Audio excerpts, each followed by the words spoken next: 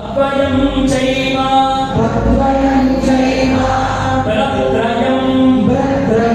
వచతుష్టయం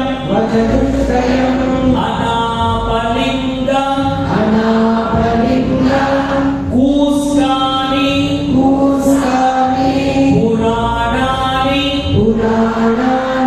పృథక్ పృథక్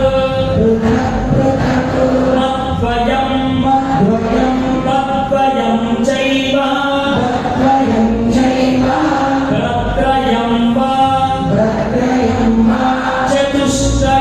చతుష్టయం అనాపలింగ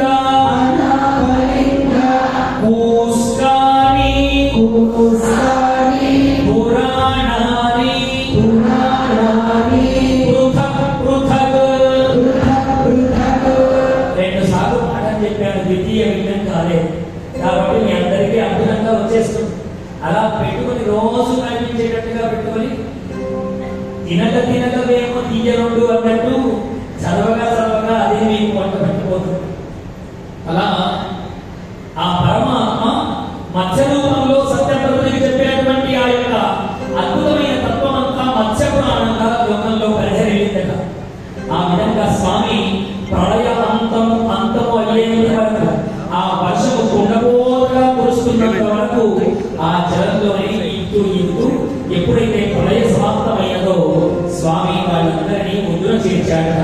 అలా మత్స్యావతారంలో స్వామి ఆ హయగ్రీవుడు అనేటువంటి రాక్షసుని సంహరించి పునః వేదములను ఉద్ధరించాడు స్వామి. మత్స్య రూపంలో స్వామి సంహరించాడు. దేవి భాగవతంలో ఇంకో రకంగా ఉన్నది.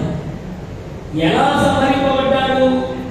దేవి భాగవతంలో చెప్పిన ఆ మాటైనా ఈ భాగవతంలో చెప్పిన ఈ మాటైనా ఎవరు చెప్పినా శ్రీమన్నారాయణ చేతిలోనే హయగ్రీవుడు అనే రాక్షసుడు సంహరింపబడ్డాడు. హయగ్రీవుడు అనగానే మనందరికీ గుర్తొచ్చేటువంటిది ఏమిటి?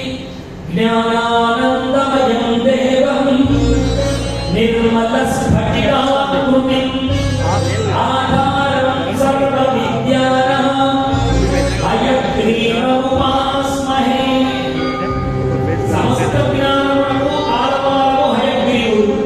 మరి ఇక్కడేమో మనం రాక్షసుడు అంటున్నాం. ఈ హయగ్రీవుడు ఎవరు? ఈ హయగ్రీవుడు ఎవరు? ఈ అనుమానం మనకు కలగవచ్చు.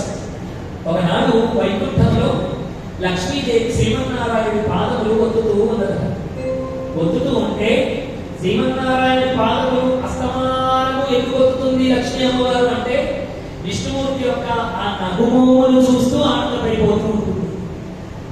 ఆ భూయగుగ్గల వంటి ఆ యొక్క పరమాత్మ యొక్క మోములు చూస్తూ ఆనందపడిపోతూ ఉంటుంది లక్ష్మీదేవి. అలా ఆయన నవ్వుతూ ఉంటే ఆనందపడిపోతూ ఉంటుంది.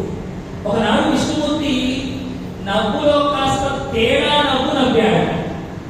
ఆ తేడా నవ్వు లక్ష్మీదేవికి ఏ విధంగా భావన కలిగించింది అంటే, ఈ విష్ణుమూర్తి నవ్వు ఇవాళ ఎందుకో తేడాగా అనిపిస్తుంది, నాకు సపతినైతే తేవడం లేదు కదా అనుకున్నారు లక్ష్మీదేవి. చూడండి ఎలాంటి నవ్వు, నాకు సపతిని తేవడం లేదు కదా అనుకున్నారు లక్ష్మీదేవి. అనుకోగానే వెంటనే అనుకున్నదట, ఒకవేళ